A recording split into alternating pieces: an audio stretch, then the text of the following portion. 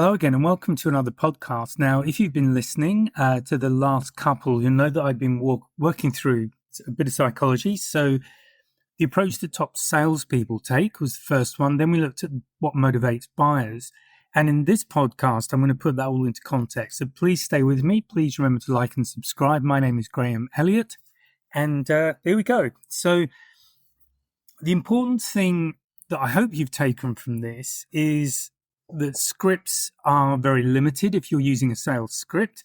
So they I would suggest they're useful when you're starting out, but I think the sooner you can get away from them, the better, and start focusing much more on tactics, as in the kind of questions you're asking, how you're responding to clients, how you listen and what you hear when they give you responses. What are you actually hearing? Because there's a massive amount of information in what you're hearing.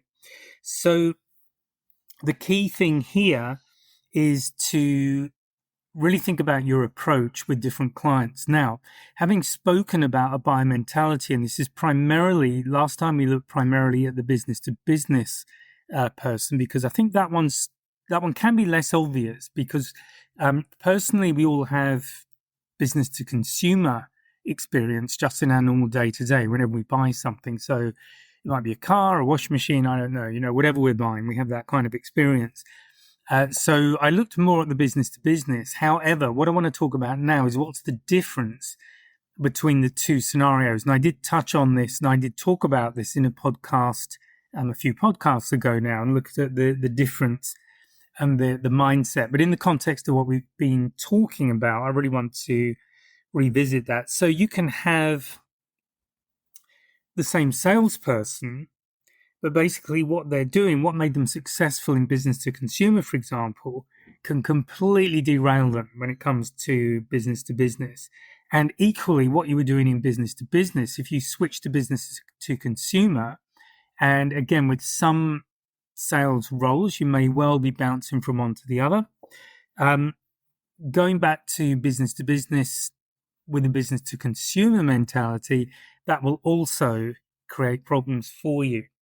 So the key thing you have to remember is that while both types of buyer are trying to solve a problem, they're actually different problems. So remember, I talk about salespeople being problem solvers, so you've got to be clear on what the problem is. And to a large extent, if you use the kind of questioning I've been teaching you, and I teach in my online course that you can find on the website, that's called Consultative Selling. That's on www.salescraft.training. That's the ad.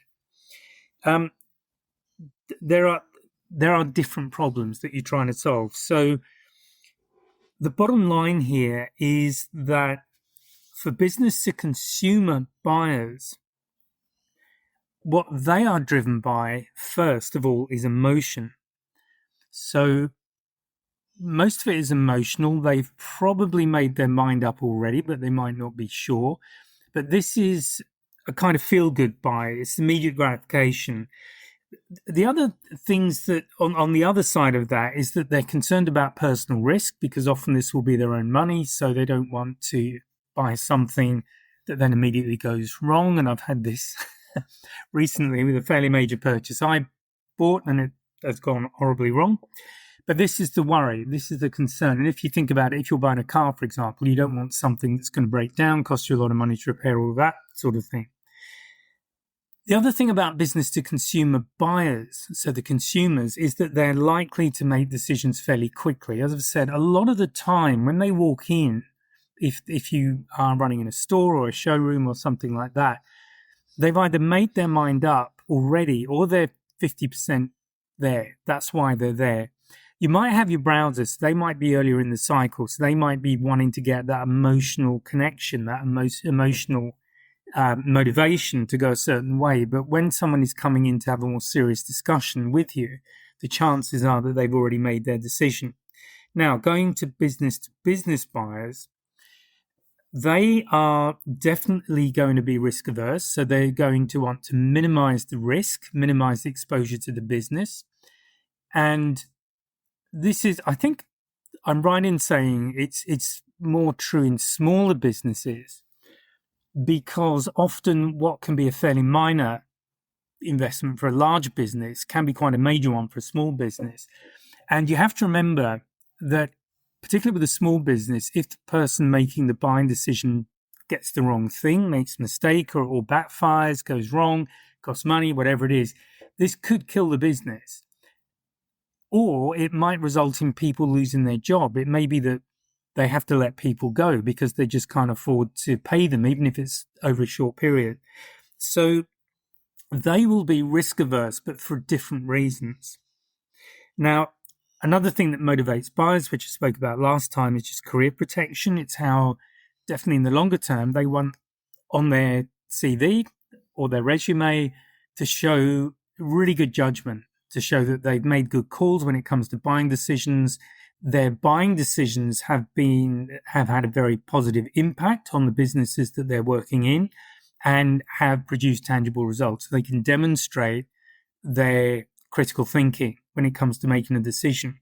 They don't want something that turns into a train wreck. So it's not just about the damage to the business in the short term, but it's the damage to their reputation in the longer term, and that in turn will affect their career prospects. So it's really important to remember this.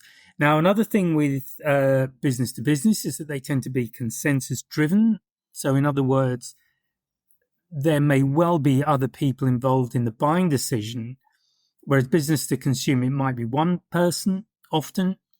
And then with business to business, typically you'll have much slower purchasing cycles. So the time from inquiry to purchase will tend to be longer than business to consumer. Consumers tend to buy pretty much straight away, or after a little bit of maybe haggling or just feeling comfortable. The key, if I was to summarize all of this, so the key thing to summarizing this is that business to consumer buyers fear missing out, whereas business to business buyers fear being wrong. So this, I would suggest, takes you a fair distance when you look at what the fears are. And again, if you remember thinking back to earlier podcasts, fear is what generates objections. And it is really important that we are consultative salespeople. We're consultative problem sellers. And we take their fears very seriously. We make sure that they're reassured, that we understand them, and that we address them. We don't ignore them. That's what bad salespeople do. They'll try and get around them. They'll try and avoid talking about them, all of that kind of stuff. And that's a classic way of undermining trust, of just blowing the deal, basically. So just to repeat that, because I think it is important, business to consumer buyers fear missing out.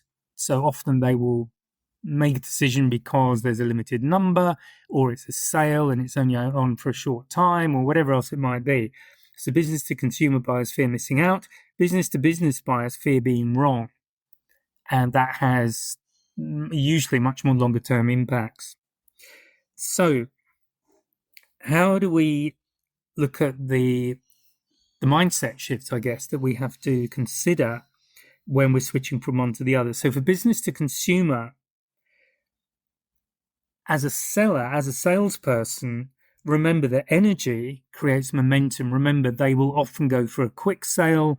They'll get that instant gratification. All of that stuff's going on. So this wants to be high energy. You want to be enthusiastic about the product. I mean, not overdo it, because that can really turn people off. Honestly, I find it annoying.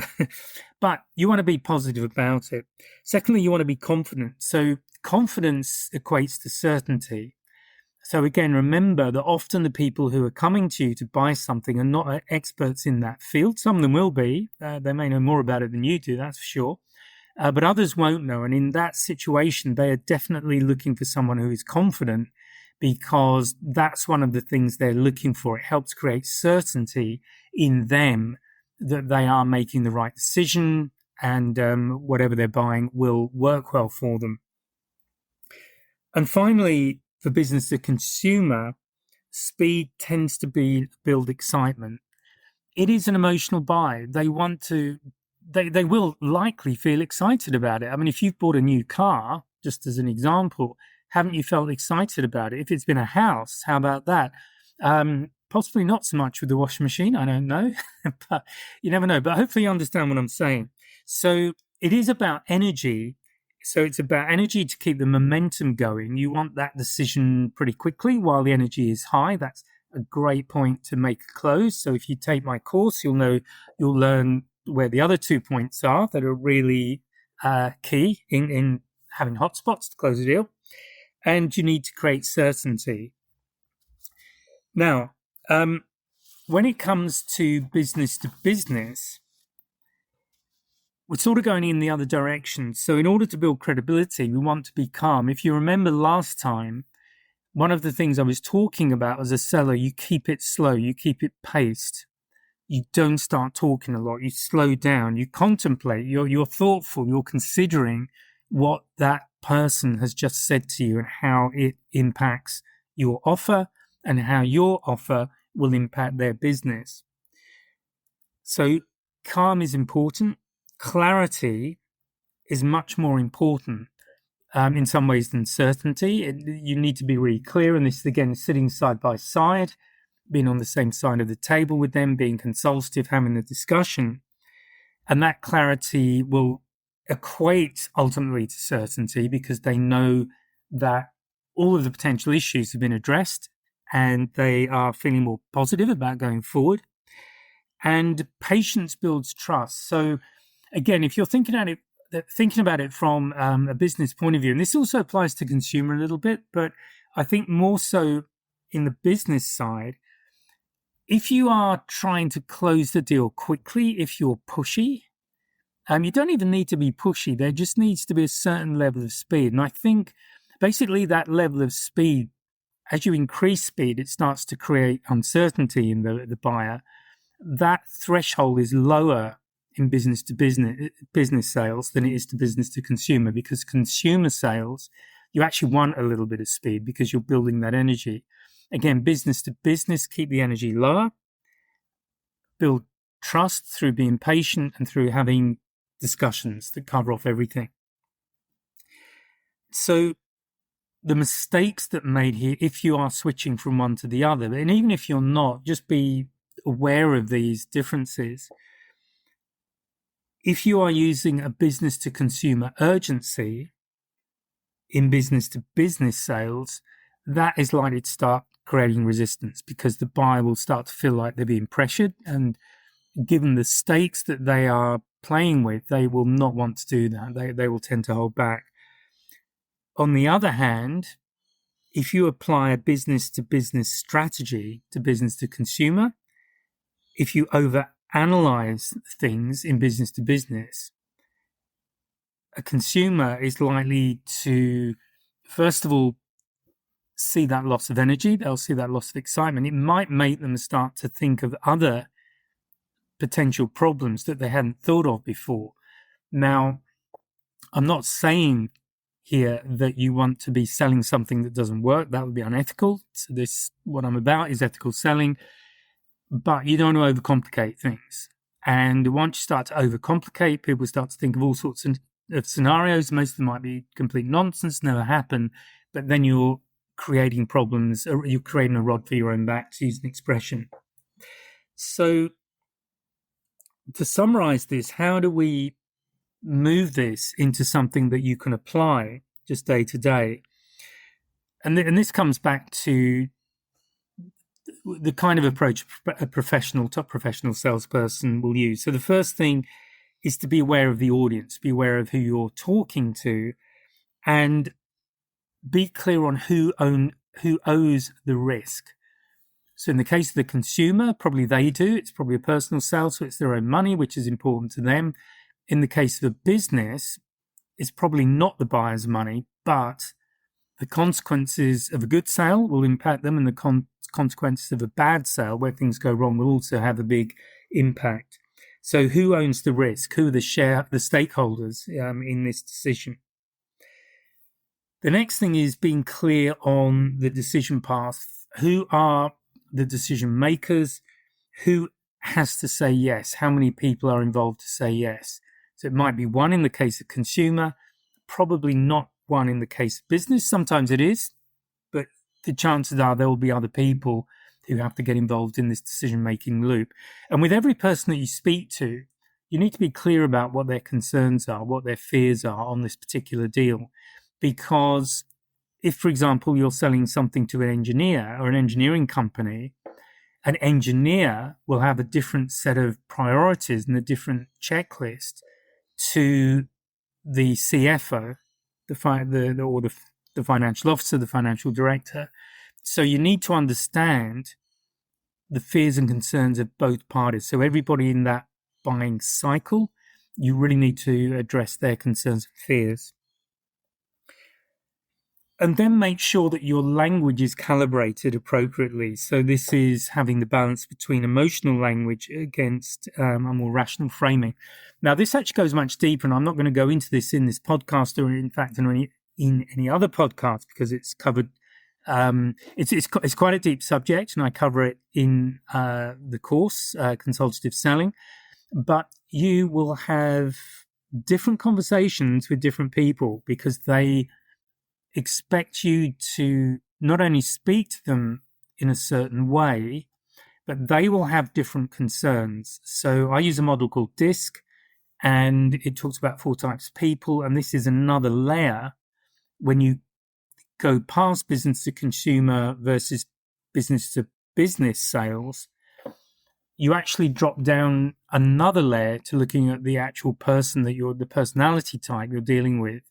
Now, the reason I use DISC is that there are only 4, and DISC is a system you can use to make reasonably valid judgments on the fly. So you can apply this as you meet someone, as you're speaking to them. You'll have a rough idea very, very quickly of how you need to approach that particular person.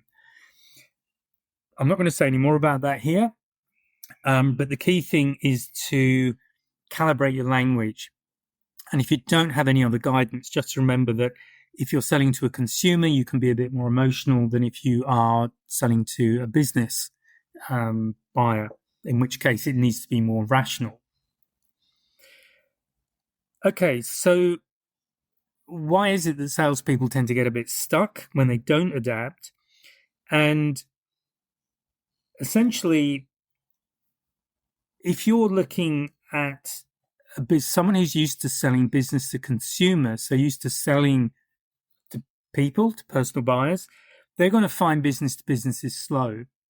And the danger is that they'll kind of up the pace, and they're quite likely to carry on doing what they're used to doing when they're working with consumers and not recognize that the pacing needs to be different. The decision-making process is probably different. And they do need to make that adaptation, because if they don't, they're going to come unstuck. For business-to-business sellers moving into consumer selling, it might feel a bit shallow. It might feel that people are just making decisions really quickly. But of course, it's emotional. So the key takeaway from this, I hope, or one of the things to take away from this, is just to recognize that if you do have a deal that's stalling, just look at the mindset mismatch, if there is a mindset mismatch. In other words, are you using a business to consumer selling technique in a business to business scenario, or are you doing the reverse? And just step back a little and look at the stages and who's involved, and just look at your own approach, and can you do something a bit more effective, either with that sale or next time. So the key thing, the thought I will leave you with here, is that great salespeople, so the best paid salespeople, aren't defined by tactics. They're defined by their adaptability. They're able to connect with and sell to anyone. And the truth is that the better you understand the context of where you're selling